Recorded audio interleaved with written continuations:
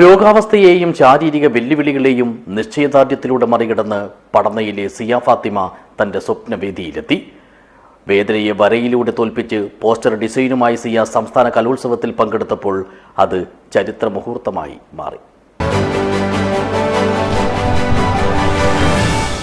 This news sponsored by ഉയർന്ന ഗുണനിലവാരം, തികഞ്ഞ വിശ്വസ്തത, ജനതാ പാൽ. ശാരീരിക വേദനകളോട് പടപൊരുതിയും തളരാത്ത മനസ്സുമായും വളർന്ന MR BHSലെ വിദ്യാർത്ഥിനിയായ സിയ ഫാത്തിമ ഇത്തവണത്തെ സംസ്ഥാന സ്കൂൾ കലോത്സവ വേദിയിൽ പുതിയൊരു ചരിത്രം കുറിച്ചു. വാസ്കുലൈറ്റിസ് എന്ന ഗുരുതരമായ രോഗം തളർത്തിയ ശരീരവുമായി തൃശ്ശൂരിലെ മത്സരവേദിയിൽ നേരിട്ടെത്താൻ കഴിയാതിരുന്ന സിയ വീഡിയോ കോൺഫറൻസിംഗിലൂടെയാണ് അറബിക് പോസ്റ്റർ ഡിസൈനിങ് മത്സരത്തിൽ പങ്കെടുത്തത്. യാത്ര ചെയ്യുന്നത് ജീവന് ഭീഷണിയാണെന്ന് ഡോക്ടർമാർ അറിയിച്ചിരുന്നു. ഇതേ തുടർന്ന് സിയ ഫാത്തിമയുടെയും സ്കൂൾ അധികൃതരുടെയും അപേക്ഷ വിദ്യാഭ്യാസ മന്ത്രിക്ക് മുമ്പാകെ എത്തി. ഇതോടെയാണ് മത്സരത്തിൽ പങ്കെടുക്കുവാനുള്ള വഴി തുറന്നത്.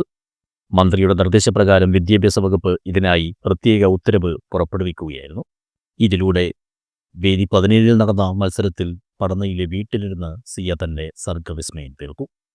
അധികൃതരുടെ കർശന മേൽനോട്ടത്തിൽ ഓൺലൈൻ പ്ലാറ്റ്ഫോം വഴിയാണ് സിയ മത്സരം പൂർത്തിയാക്കിയത്. മറ്റു മത്സരാർത്ഥികൾക്കൊപ്പം തന്നെ സിയയുടെ സൃഷ്ടിയും ഡിജിറ്റൽ സംവിധാനത്തിലൂടെ വിധികർത്താക്കൾ മൂല്യനിർണ്ണയം നടത്തി. സർക്കാർ എടുത്ത മാനുഷികമായ ഈ തീരുമാനത്തിന് വലിയ കയ്യടിയാണ് ലഭിച്ചത്. മന്ത്രിയും സംഘാടകരും സിയയുടെ മത്സരം ഓൺലൈനായി നേരിൽ കാണുകയും ചെയ്തു. 912 നമ്പറുകാരിയായി മത്സരിക്കാനിറങ്ങിയ സിയ A ഗ്രേഡും കരസ്ഥമാക്കി. ഈ മത്സരത്തിൽ എനിക്ക് പങ്കെടുക്കാൻ പറ്റിയതിൽ വളരെ സന്തോഷമുണ്ട്. മന്ത്രി ഇങ്ങനെ ആക്കിയതിൽ വളരെ സന്തോഷമുണ്ട്. സിയ ഫാത്തിമയുടേത് വെറുമൊരു വിജയമല്ല, മറിച്ച് പ്രതിസന്ധികളോട് പൊരുതി നേടിയ അതിജീവനത്തിൻ്റെ അടയാളമാണ്.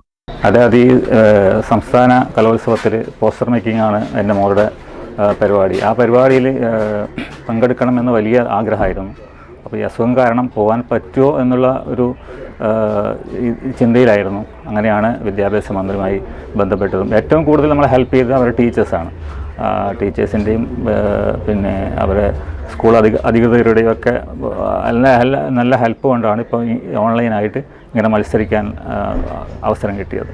മറ്റ് നാട്ടുകാരുടെയും മീഡിയ, അതേപോലുള്ള ഉയർന്ന ഏതെല്ലാം സ്ഥാപനങ്ങൾ ഇതുമായിട്ട് ബന്ധപ്പെട്ട് നിന്നിട്ടുണ്ടോ അവർക്കെല്ലാം തന്നെ ഒരിക്കൽ കൂടി നന്ദി അറിയിക്കുകയാണ്. അതോടൊപ്പം തന്നെ ഈ വേദനയിലും നമ്മോടൊപ്പം ചേർന്ന് 2 വാക്ക് പറഞ്ഞ സിയയുടെ പിതാവ്, മാതാവ്, ഇവർക്കെല്ലാം എല്ലാവിധത്തിലുള്ള വിദ്യാഭ്യാസ വകുപ്പിൻ്റെ ഭാഗത്തു നിന്ന് ഏതൊക്കെ സഹായങ്ങൾ ആവശ്യമാണോ അതെല്ലാം ഞങ്ങൾക്ക് കൊടുക്കാൻ പറ്റുന്നതാണെങ്കിൽ കൊടുത്തിരിക്കും എന്ന് അറിയിക്കുകയാണ്.